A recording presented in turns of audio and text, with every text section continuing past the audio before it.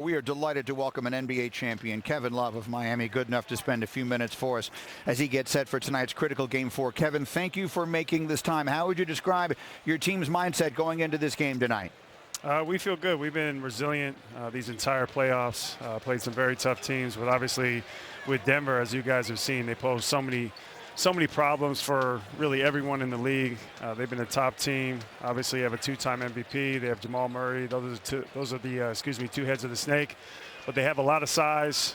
They can play in transition. They can play in the half court. But as far as our mindset goes, we feel like we can play a better game than in Game 3 and in Game 1. So we're going to come out in attack mode and get the ball up the court, play our half court ball as well. Defensively, we have to get back in transition against them. We know that. Limit the threes. Obviously make it tough on Joker and Murray. Easier said than done, but we feel like if we stay true to our principles, we'll be okay. Kevin, great. Always great to see you. Always great to talk to you. Yes, As we sit here in the NBA Finals, you were inserted into the starting lineup. What did Coach Spoelstra tell you he needed from you, and what do you believe this team needs directly from you?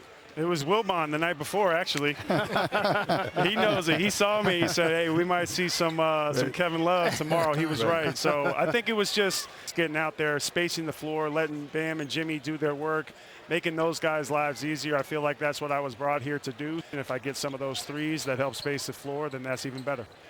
Kevin, thanks for making me look good. I appreciate that. Hey, man, you did say it. We were at dinner. You did say it. Listen, earlier in the year when you decided you were going to make a move, you could have gone a lot of places. You're watching all the teams in the league, particularly the teams in the East. What was it about Miami that really attracted you? And what, when you got to that locker room, did you first notice and say, wow, I really made the right choice? Just what they're about here. I think at least at this stage in my career, being 15 years in, the level of professionalism, the win and win now type of mentality, and then just, Coach Riley, Coach Spo, just having conversations with them, it kind of made it a no-brainer. K-Love, thank you for joining us. In the previous game, the Denver Nuggets had their way not only rebounding the basketball, but points in the paint. And I know there's going to be an emphasis for you guys to come out and play harder and play with force. But can you tell us something that you must take away from the Nuggets if you guys are going to win today? I think, honestly, it's those open side pick and rolls with Jokic and Murray. We have to find a way to slow that down. You're never going to stop them, but you have to allow yourself to limit those relief points from those guys. They've been so devastating the entire year. They've been so devastating in the playoffs. You saw what they did last game when it was a tie series, 1-1.